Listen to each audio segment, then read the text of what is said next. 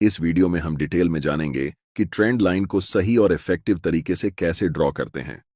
साथ ही साथ हम यह भी जानेंगे कि ट्रेंड लाइन को इस्तेमाल करके हम कैसे हाई प्रोबेबिलिटी वाले ट्रेड्स को खोज सकते हैं और प्रॉफिट बना सकते हैं। सिंपल भाषा में समझाऊंगा, इसलिए वीडियो को पूरा देखिए और कोई भी चीज मिस मत करिए। चलिए शुरू करते हैं। सबसे पहला सवाल, ट्रेंड लाइन होता क्या है? ट्रेंड लाइन सिंपली एक लाइन होती है जिसे चार्ट्स में की लेवल्स को टच करके ड्रॉ किया जाता है। और हम इसे किस लिए ड्रॉ करते हैं? क्योंकि प्राइस जब भी ट्रेंड लाइन को टच करती है तो हमें हाई प्रोबेबिलिटी वाले ट्रेड सेटअप्स मिलते हैं। चलिए इसे एग्जाम्पल के साथ समझते हैं। ट्रेंडिंग मार्केट के दो फेज होते हैं, एक अपर ट्रेंड और दूसरा डाउन ट्रेंड। अपर ट्रेंड में प्राइस हायर हाई और हायर लो फॉर्म करके ऊपर की तरफ बढ़ती जाती है, और इसका जस्ट उल्टा डाउन ट्रेंड है जहां पर प्राइस लोअर लो और लोअर हाई बनाकर नीचे की ओर बढ़ती है।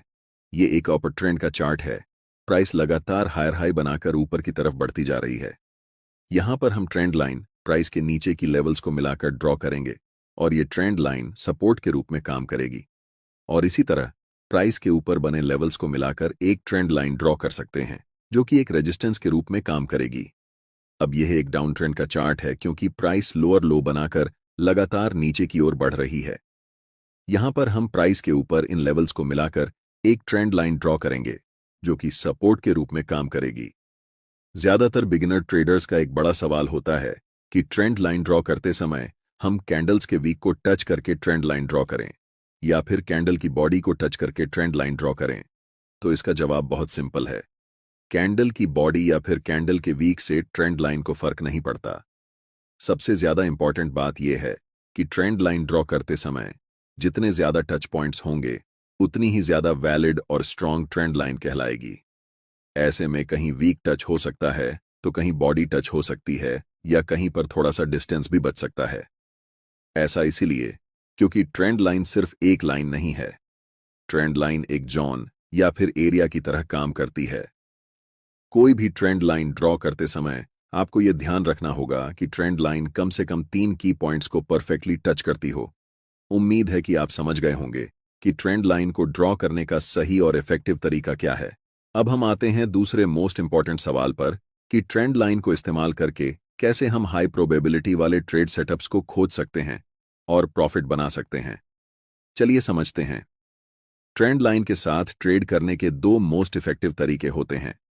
पहला, कंटीन्यूअस पैटर्न के साथ ट्रेड करना। यहां आपको दिख रहा है कि प्राइस एक स्ट्रॉन्ग अप ट्रेंड में है, इसलिए इसके नीचे एक ट्रेंड लाइन ड्रॉ कर सकते हैं। अब जब भी प्राइस दोबारा इस लेवल को टच करेगा तो यहां से रिवर्सल के चांसेस होते हैं। जैसे ही कोई स्ट्रॉन्ग रिवर्सल कैंडल बनता है, हम यहां लाइन के नीचे अपना स्टॉप लॉस रखकर एक बाय पोजीशन बना सकते हैं। नेक्स्ट एग्जांपल डाउन ट्रेंड में देखते हैं। यह एक डाउन ट्रेंड का चार्ट है, इसलिए प्राइस के ऊपरी लेवल्स को मिलाकर हम ट्रेंड लाइन ड्रॉ करेंगे और दोबारा जब भी प्राइस इस ट्रेंड लाइन को टच करेगा तो हमें एक्टिव हो जाना है। लेकिन यहां पर हमें ट्रेड अभी नहीं लेना है। नेक्स्ट कैंडल जैसे ही प्रीवियस कैंडल के लो को ब्रेक करता है तो हम यहां ट्रेंड लाइन के ऊपर छोटा सा स्टॉप लॉस रखकर एक सेल पोजीशन में एंट्री ले सकते हैं। आशा करता हूं कि आपको कंटीन्यूअस पैटर्न के साथ कैसे ट्रेंड लाइन को इस्तेमाल करके ट्रेड करते हैं यह समझ में आ गया होगा। अब बात करते हैं ट्रेंड लाइन ब्रेकआउट पैटर्न की, जो कि सबसे ज्यादा ट्रेड किया जाता है।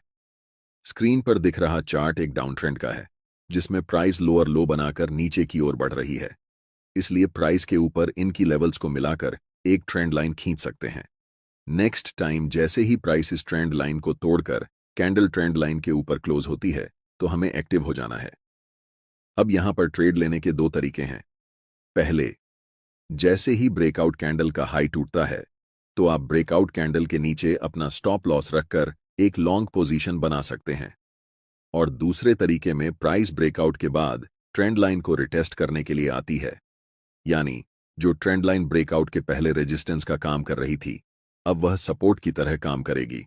और जैसे ही ब्रेकआउट स्विंग को नेक्स्ट टाइम कैंडल क्रॉस करती है तो आप यहां लॉन्ग पोजीशन ले सकते हैं। चलिए आपको एक प्रो टिप देता हूं। अगर अपर ट्रेंड लाइन और लोअर ट्रेंड लाइन के बीच का डिस्टेंस बहुत कम है, इसका मतलब प्राइस बहुत ही टाइट रेंज में फंसी हुई है। ऐसी सिचुएशन में जब प्राइस ट्रेंड लाइन को ब्रेक करती है तो प्राइस में बहुत हाई पोटेंशियल होता है, जिस कारण प्राइस एक स्ट्रॉन्ग ट्रेंड के साथ मूव करने लगती है। अगर कहीं आपको ऐसी सिचुएशन दिखे तो आप इसे कभी भी मिस मत करना, क्योंकि इन ट्रेड्स में हमें बहुत लंबा टारगेट मिलता है। और अब जो हम आपको बताने वाले हैं वह सबसे ज्यादा इंपॉर्टेंट चीज होने वाली है, क्योंकि इसका इस्तेमाल सिर्फ बड़े ट्रेडर्स और इंस्टीट्यूशंस ही करते हैं। और अगर आप इसे सीख गए तो आपके लॉस होने के चांसेस न के बराबर हो जाएं। एक जरूरी होने वाली है, क्योंकि इसका इस्तेमाल सिर्फ बड़े ट्रेडर्स और इंस्टीट्यूशंस ही करते हैं। और अगर आप इसे सीख गए तो आपके लॉस होने के चांसेस न के बराबर हो जाएंगे, जिसे कहते हैं मल्टी टाइम फ्रेम एनालिसिस। अब घबराइए मत, चलिए आसान भाषा में समझते हैं। मल्टी टाइम फ्रेम एनालिसिस का मतलब होता है अलग अलग टाइम फ्रेम में चार्ट्स को एनालाइज करना। एग्जाम्पल के साथ समझते हैं। यह निफ्टी 50 का 1 डे टाइम फ्रेम का चार्ट है। प्राइस हायर हाई बनाकर ऊपर की ओर बढ़ती जा रही है, जिसका मतलब है कि यहां प्राइस अपर ट्रेंड में है, इसलिए ट्रेंड लाइन प्राइस के नीचे ड्रॉ करेंगे। जब प्राइस ऊपर वाली ट्रेंड लाइन से टकराती है तो प्राइस रिवर्स हो जाती है और नीचे की ओर बढ़ती जाती है। और जब इसी चार्ट को हम छोटे टाइम फ्रेम पर देखेंगे तो ये डीप डाउन ट्रेंड जैसा नजर आता है। इस डाउन ट्रेंड के ऊपर एक ट्रेंड लाइन ड्रॉ करके हम वेट करेंगे कि कब इस ट्रेंड लाइन का ब्रेकआउट होगा। जैसे ही प्राइस हायर टाइम फ्रेम में अपने नीचे वाली ट्रेंड लाइन को टच करेगी तो वहां से प्राइस रिवर्स हो जाएगी। अब इसे ट्रेड करने के लिए हमारे पास दो कन्फर्मेशन है। पहला कि बड़े टाइम फ्रेम में ट्रेंड लाइन का सपोर्ट मिल गया, और दूसरा छोटे टाइम फ्रेम में हमें ट्रेंड लाइन का ब्रेकआउट मिल गया। इनकी एक्यूरेसी बहुत ज्यादा होती है। यहां ब्रेकआउट कैंडल के नीचे अपना स्टॉप लॉस लगाकर बड़े टाइम फ्रेम में जो अपर ट्रेंड लाइन है वहां तक टारगेट रख सकते हैं। चलिए इसे एक और उदाहरण के साथ देखते हैं। यह चार्ट अभी हायर टाइम फ्रेम में है। प्राइस लोअर लो और लोअर हाई बनाकर नीचे की ओर बढ़ रही है, इसलिए हम प्राइस के ऊपर और प्राइस के नीचे दोनों जगह ट्रेंड लाइन ड्रॉ करेंगे। जैसे ही प्राइस लोअर ट्रेंड लाइन को हिट करता है तो यह ऊपर की ओर बढ़ने लगती है। और जब इसी चार्ट को हम छोटे टाइम फ्रेम में देखते हैं तो यह चार्ट हमें अपर ट्रेंड में दिखाई देता है, इसलिए हम प्राइस के नीचे ट्रेंड लाइन ड्रॉ करेंगे और ब्रेकडाउन का इंतजार करेंगे।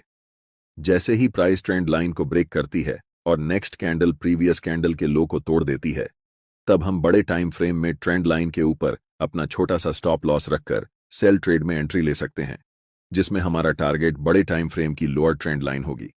हमें उम्मीद है कि आपको ट्रेंड लाइन को इस्तेमाल करना आ गया होगा और साथ ही साथ हाई प्रोबेबिलिटी ट्रेड सेटअप्स को ट्रेड करना भी सीख चुके हैं।